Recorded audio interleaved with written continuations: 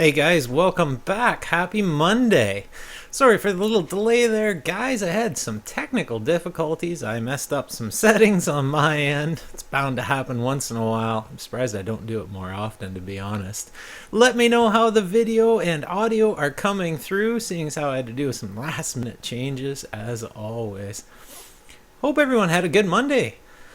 I had a great Monday. Things are starting off fantastic. It's going to be a good week. It's going to be a busy week. My daytime career is a little bit nuts lately, but that is nothing new. It's actually a good thing. It's good to be busy. It's good to be employed. Can't complain there. I have a quick look at the chat, get things set up, and we'll see who's here. I tried to jump into the chat before the broadcast, but because of my little technical glitch here, I had to bail. I think, just checking everything, I think we're in good shape. Good. Brandon said good. Tom says good. Let me see who we got. We have Tom Hamrad88 is here. Hey, Tom. Brandon is here. Leroy is here. David Watts is here. Peter Grain is here. Says hi from London. Chris Hansen is here. Mr. Ziegerman is here. I recognize that name. And yeah, we're in good shape. Yeah, David said I'm a smiley chap today. I had a really good day, David. I just, like moments ago off screen, managed to solve a software. So these guys created a unibody 3D printer that has a delta head that comes down from up top. And it is 1.75 PLA, the filament it supports, and they're talking about you can hack the head to support all other kind of filaments. But here's the thing, it's $179. Okay. Wow. Yeah, check that out. TIKO. Absolutely, just this is what I've personally been waiting for. Okay. It's assembled, you just pull it out of a box, plug it up. It has Wi-Fi, it has USB support, it has SD support, I believe, as well, which is really super cool. That is really cool. Yeah, man. We're finally turning the corner to make these a little bit more accessible, moving out of the DIY and the tinkering, but not going to the mass market Staples version where you got to buy their proprietary bloody cartridge and crap. Right. But then you kind of get to a point of, how much does the average guy who just buys a Dremel 3D printer at Home Depot for $1,000, he sits down and he's like, oh, okay, now what? I've run out of filament. What do? Oh, I call Dremel. Cool. Yeah.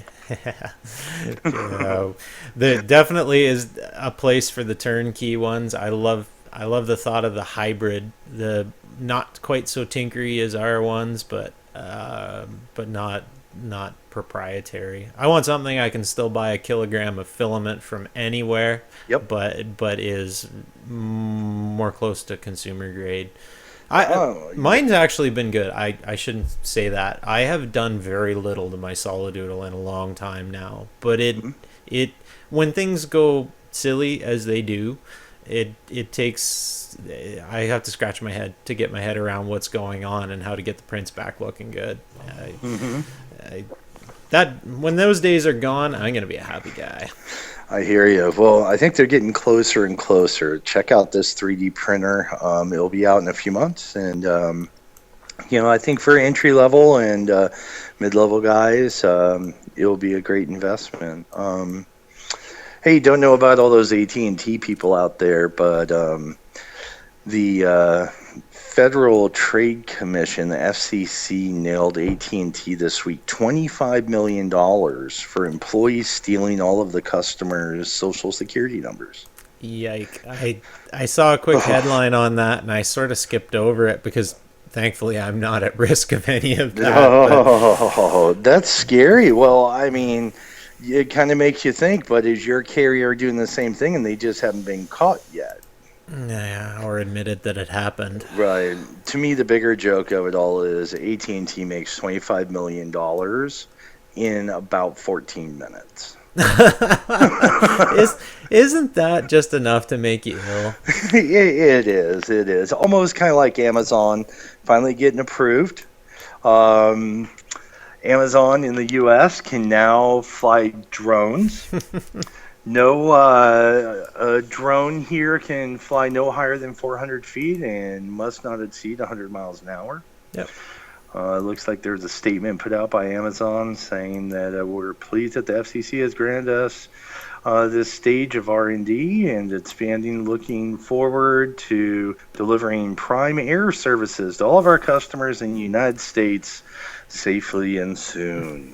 Do you think this is ever even in the remotest possibility of happening, though? The funniest thing about it is the next statement from their internal R&D people are like, our drones are already outdated. I just can't. I love that they poked at it. Yeah, they got their big publicity stunt out of the deal. I love that they keep poking at it because, heck, it's more publicity. And plus, anybody poking at the FAA right now is, well, good in my books.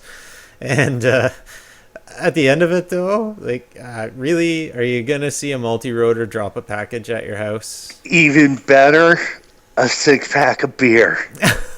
That would be ultimate. That would get mass I'm out of beer. appeal. Wait 1 second. A drone will drop one off in the front here in 5 minutes. Forget your Amazon order. If that was a viable option on a Friday night at 9 p.m. when everybody's half cut, yeah, there's going to be a lot of people pressing order now on their phone. Bring it to me. The funny thing about it is right before this ruling, the Amazon Prime pantry members could get beer and wine delivered with their groceries because they do offer a service in like tier 1 cities where you can go and say, I want this and that, I want vegetables, I want soup, I want steak, I want lobster, and they bring it to you. So I guess they must have caught wind because they changed the policy right before the air OK came down and said we no longer are going to deliver beer or wine. Oh. My dreams were scorched. Game over right there. All right, sir. So there's all your nerdy tech news from down under. Love it, Morwick. Always good to have you on the call. Have a good night. Great show. Bye-bye. You too, sir. That was Morwick. Always a good call. He always has some great tech news. He finds the stuff. He finds the good stuff, guys. I'm just going to catch up on the chat here. Leroy, if you want to call back in, if you're still with us, sorry about that. I've noticed, actually, there's quite a bit of lag tonight. I noticed the chat is significantly behind, so apologize, guys. It makes it really hard to time Skype calls because when you call in, you're currently watching something on the stream that happened. Well, it looks like we've got over a minute of lag. Oh, we've got him back. G'day, Leroy. How are you? How are you? I am excellent, sir. Good to have you on the show. Hey, I'm sorry. Sorry, Morwick. We must have dialed it exactly the same time. Oh yeah, I was just mentioning on the stream, it's really, really tough to gauge because the stream is lagged behind the real time. And yeah, you guys just hit it at the same time. And then you don't see that you hit it at the same time until a minute or 30 seconds later when I asked you to call back. I know it's tough. Someday YouTube's going to get this lag problem solved up. It's been a problem for a long time. The other streaming services don't have this much, but what do we do? Well, I've noticed that when I'm doing those meetings, I've noticed the lag as well. So I don't know what else to do about it. But no, not much we can do. It's a price. It's a small price to pay, really, because like when I was streaming on Justin TV ages ago, it was the same there. There was anywhere from 30 seconds to a minute of lag back then, and it happens with the buffering. But what do you do? Yeah. Hey, I wanted to just call, and my SDR radios came in today. Oh, were they the chipset that was on the the $6 or $7 one? I can't get it to work at all. Okay. So I'm looking forward to when you get yours, so you can tell me how to make it work. If they are the chipset that you pointed out, so for those of you watching here, Leroy found a great deal on some SDR dongles, and I jumped right on it, and I totally missed reading the fine print, and the price was what were they, like $8, Leroy, or were they less than that? Like $650 or. Yeah, it was a hell of a deal. And then after the fact, Leroy pointed out to me, oh crap, they are not the 820T chipset. They are one of the incompatibles. And I'm like, ah, crap. I ordered 3 of them because I was going to use them for giveaways on the channel here. But we'll see. We'll see when they come in. Maybe we'll get lucky. Well, I can't even get them to work with the software that they gave me. So yeah, I think we're going to be out of luck. Your experience. maybe it won't be a total Yeah, if nothing else, we get some remotes and IR LEDs and a USB connection. But beyond that, I don't hold out a lot of hope. If they are the chipset that they're said to be, I don't think anyone's actively developing a driver for it. Well, I was even just hoping after I realized that. And after you said that, I was just hoping to even be able to just watch TV with the software that they gave you, and I can't even get that to work right. So yeah, you wouldn't have any analog broadcasts. You're in the Ohio area, right? Yeah. So do you have any analog broadcasts left in that area that you could even tune into? No analog. Yeah, I don't think I think we'd be basically sunk either way, but we'll see when we get them. Maybe we can do something else creative with them. Who knows? But the other one I've got that from the States. It showed up today too, which struck me as odd because I ordered that a day later, and it took 2 weeks for the one from China to get here, and it took almost 2 weeks for the one from the States to get here. Yeah, it's a little sad. So you got it working though? Yes and no. I got it working with the SDR Sharp to a point. I can't seem to get it to go out of its band though. It's stuck in FM radio. Oh, okay. You can't switch to any other mode? Well, I can switch the mode, but I can't seem to get it to hear anything like I've been on my ham radio and stuff, and in the 2-meter band, which isn't that far away, and it won't hear it. I don't know what's going on with it. Maybe we can. You've got my Skype username. Just maybe we can do a quick screen share, and I can have a quick look for you, and something we can probably fix up. If it's working and the driver's working, it's probably just a minor setting. We should be able to get that sorted out. It's tough. Did you have SDR Sharp working on a previous dongle, or is this your first one? This is my first go at it. This is always the toughest, is the first setup, because SDR Sharp actually comes, the naked program comes, like there's not that many settings that are difficult, but it comes really not configured well, in my opinion. I remember struggling bad at the start, and Tom's been working through some issues too, and they're really, really easy. Once you get it all set up and get it saved, you never have a problem again. I'm going to have to go back and rewatch some of your videos because I think you went through all that once before. Yeah, I don't know whether I ever did a startup from scratch though. Like a lot of my videos are very geared towards listening to a specific thing, but I don't remember ever doing a ground up setup.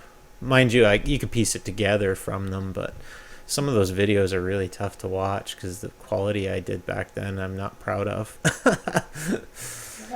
It's a learning thing, right? I mean, all my videos, my early videos were absolutely horrible. So, Anyway, that's really all I wanted to call about. Was they showed up. Well, we'll get talking in the G Plus community, and if we can, yeah, we'll see if we can make something work out of them. I have my fingers crossed it's going to come with a different chipset, but I'm not holding out a lot of hope that you were right. The chipset that was listed is not the one that I assumed it was.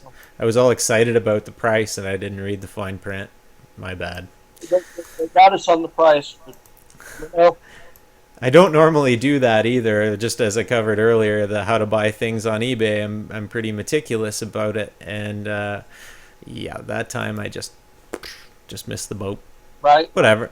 It's not like it was like $50 or anything. Buy 3 of the things, and we got 3 remotes and some extra parts, and it was still under $18. So It not was still, it was all right. It would be even better if they worked with the software. yes, it would. It would be much better. Yeah. So, one other thing, um, was it David that was asking about a speech synthesizer? Yes. I in the Hero robot I used an EMIC 2 from Parallax, Okay. and that's uses like the DEC talk stuff. I didn't even think of that, Leroy. I didn't even think of your video that you had done the speech synthesis. Yep, Cool. that thing is a great speech synthesizer. It's serial, so you just send it, ASCII, and it blurps it out. and it just kicks it out. So that's about it. That's cool. Well, hopefully that helps David out. It gives him some options. Love when we can share these things. I actually, I'm a little sad that I didn't think of that, because I've watched your videos and seen that setup, and I knew you must have redone the original with your own solution, but I didn't even think about it. Yeah. The I mean, EMIC chips they're getting a little bit harder to find, but they're extremely easy to use, and if you can find one, you need to grab it. Good stuff. Excellent. So that's all I got. Another Thanks. good show. Thanks, Leroy. Appreciate the call. Good to have you on the show. All right, I'll talk to you later. Cheers, sir. Bye. Guys, that was Leroy Miller. You can see his name in the chat there. He has a YouTube channel, does some building himself. He's shares routinely to the G Plus group, building a really cool robot. And David said, yeah, the EMIC is cool, but a little pricey. I'll see what I can find on eBay. Good stuff. So he's on that. We are good. Guys, I'm going to leave the Skype lines open for just a few more minutes. We do have a call. Got Jay calling in. G'day, Joseph. Hey, how's it going, Eric? It's going excellent. And you, sir? Well, I'm waiting for Amazon's beer run. I'm wishing that they're not going to charge double for drinking disorder. Yeah. I think you're going to be waiting for that delivery for a little while, sir. Just a slight little while. Anyway, how's things going? It's going really well, actually. No complaints. I only got here the last 15 minutes ago, so Anyway, that's how it goes, right? That's why there's replays of these shows. And that's true too. I wanted to ask the question of what did you think about the 3D pen? Oh, yeah. I've seen a few of them now, including you sent me the link to one of them, right? Yeah, I was thinking about getting one actually to play around with. I couldn't get my head around a use for it, truthfully. For a single, guys, these are the 3D printing pens that you can just basically print out of thin air and start on the bottom, work your way up. For me, I couldn't think of anything I could use it for in an industrial sense, like a component I could use after.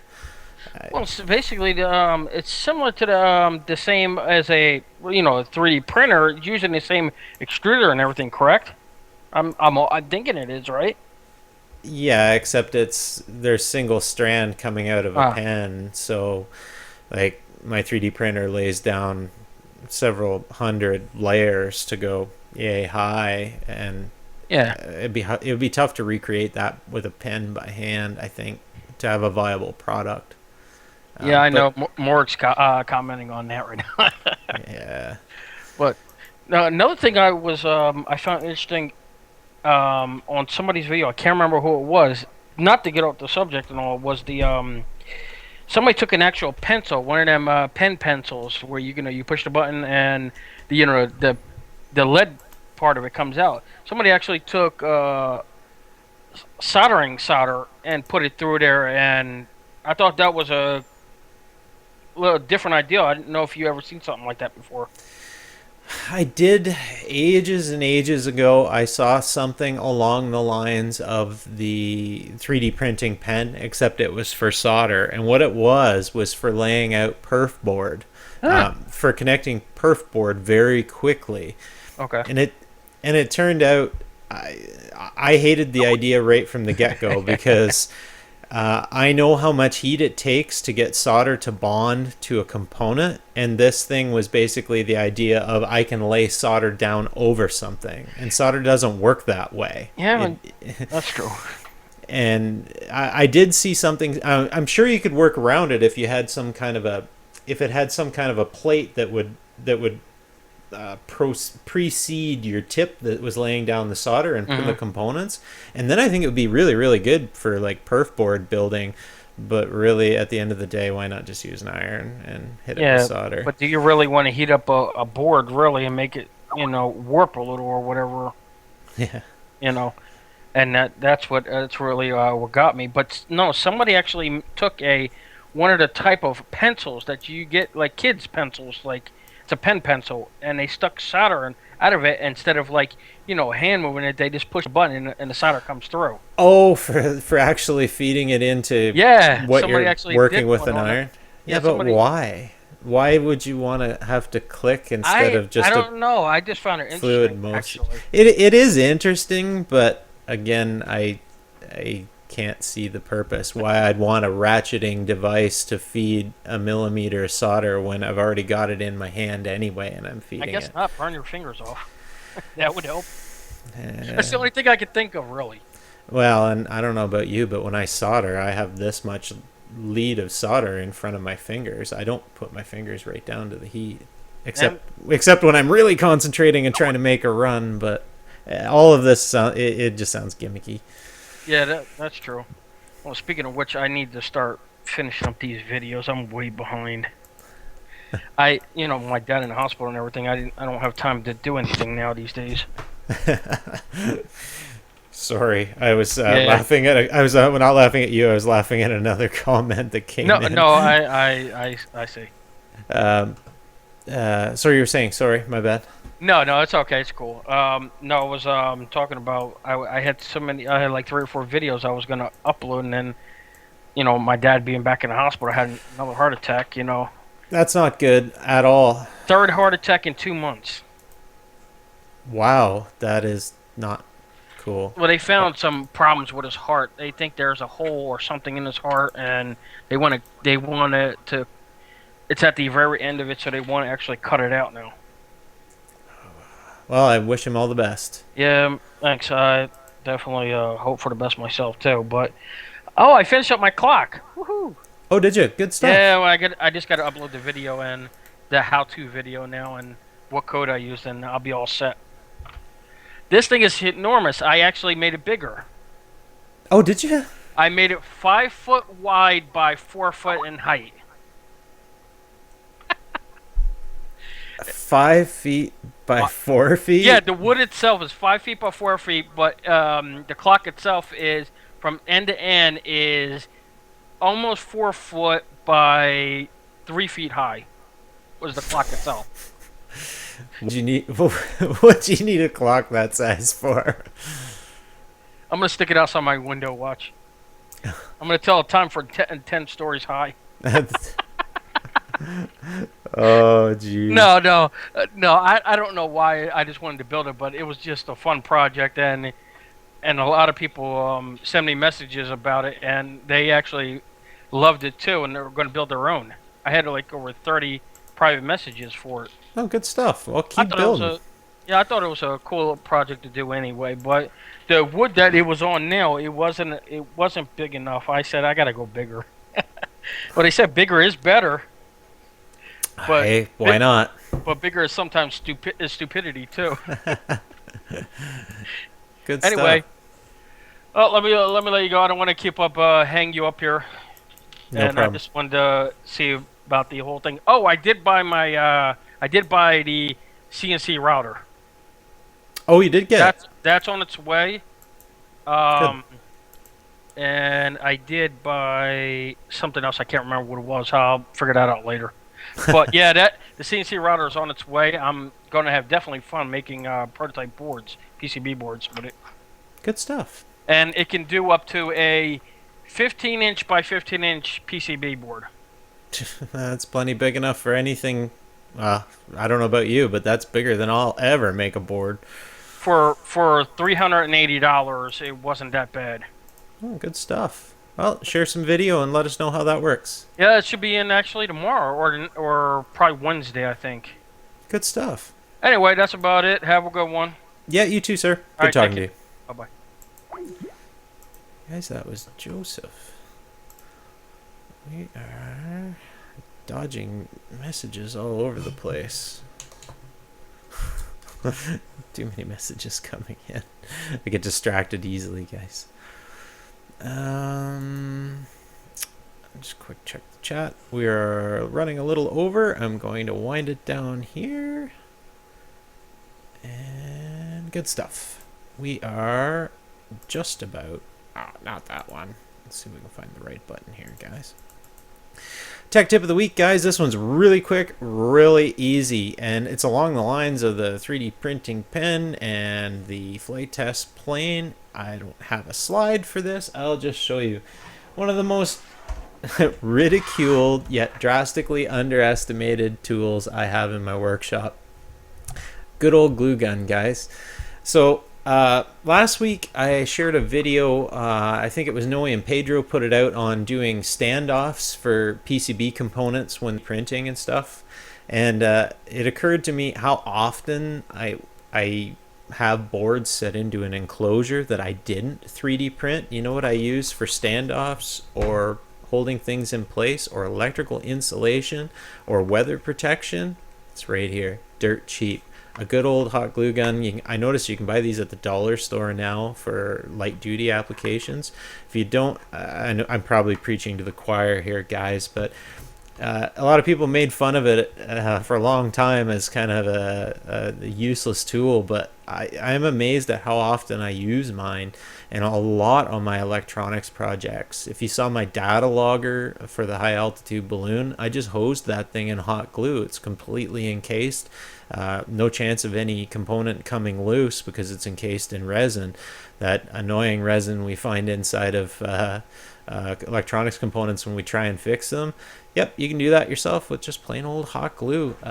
Drastically underutilized, underestimated. You'll find this in also consumer electronics now under capacitors, any standoff component.